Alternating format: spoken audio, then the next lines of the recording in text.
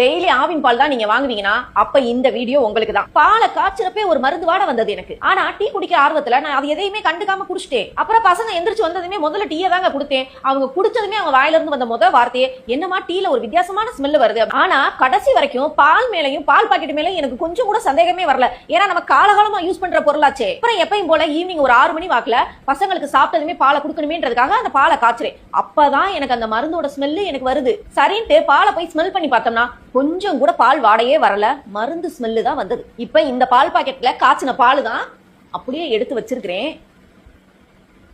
முடியலங்க, உண்மையிலே மருந்து வாட. இந்த ஆவி மெத்தட் ரீசெண்டா நான் யூஸ் பண்ணும்போது இதுல கொஞ்சமா மருந்து ஸ்மெல் வர மாதிரி எனக்கு ஒரு ஃபீல் இருக்குங்க. மட்டும் இல்லாம இந்த பாலை காலையில இந்த டேட்டுக்கு வாங்கினா ஈவினிங் காய்ச்சும் போது கெட்டு போகுது. அது எப்படி காலையில வந்த பால் ஈவினிங் கூட கெட்டு போகும்? சோ நாங்க அதே ஃப்ரீசர்ல தான் வைக்கிறோம். சோ எப்படி பால் கெட்டு போகும்ன்றது எனக்கு தெரியல. இன்னைக்கு காலையில காஃபி குடிக்கும்போது ஒரு மாதிரி மருந்து வாடை அடிச்சது, குடிக்கவே முடியல. நேத்து இந்த மாதிரி தானே இருந்தது, என்னாச்சுன்னு தெரியலன்னு சொல்லிட்டு சரி செக் பண்ணி பார்க்கலாம் கிச்சனுக்கு போனேன். ஃபர்ஸ்ட் சுகர் எடுத்து ஸ்மெல் பண்ணி பார்த்தேன், எந்த ஸ்மெல்லுமே வரல, நல்லா தான் இருந்தது.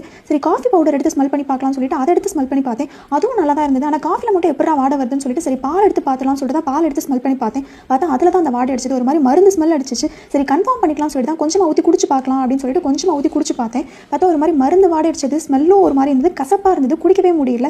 பாலில் தான் அப்பதான் தெரிஞ்சது. சரி டேட் எடுத்து பார்க்கலாம்னு சொல்லிட்டு டேட் எடுத்து பார்த்தா இன்னைக்கு வாங்கின பால் தான், இன்னைக்கு டேட் தான் போட்டுருந்துச்சு. இது ஏன் இப்படி இருக்குன்னு எனக்கு தெரியல. இந்த விஷயத்தை பத்தி எல்லாருக்குமே நல்லா தெரிஞ்சிருக்கும். தெரியாதவங்களுக்கு இந்த பிரச்சனைக்கு என்ன லீகல் ஆக்ஷன் எடுக்கலாம்னு சொல்லி நான் உங்களுக்கு டீடைல்டா கிளியரா எக்ஸ்பிளைன் பண்றேன். அதுக்கு முன்னாடி இந்த மாதிரி டெய்லி நடக்கிற விஷயங்கள்ல இருந்து லா கத்துக்கணும்னு நினைச்சீங்கன்னா மறக்காம நம்ம பேஜை ஃபாலோ பண்ணிக்கோங்க. ரீசெண்டா 2-3 நாள்ல இருந்து பால் பாக்கெட்ல மருந்து ஸ்மெல் வருதுன்னு நிறைய பேர் சோசியல் மீடியாலயும் சரி நியூஸ்லயும் சரி நிறைய இன்ஃபர்மேஷன் வந்துட்டு இருக்கு. சோ இந்த மாதிரி உங்களுக்கும் நடந்ததுன்னா நீங்க என்ன பண்ணணும்னா ஃபர்ஸ்ட் அந்த மில்க் பாக்கெட்டோட கவரை ப்ரிசர்வ் பண்ணி வச்சுக்கோங்க.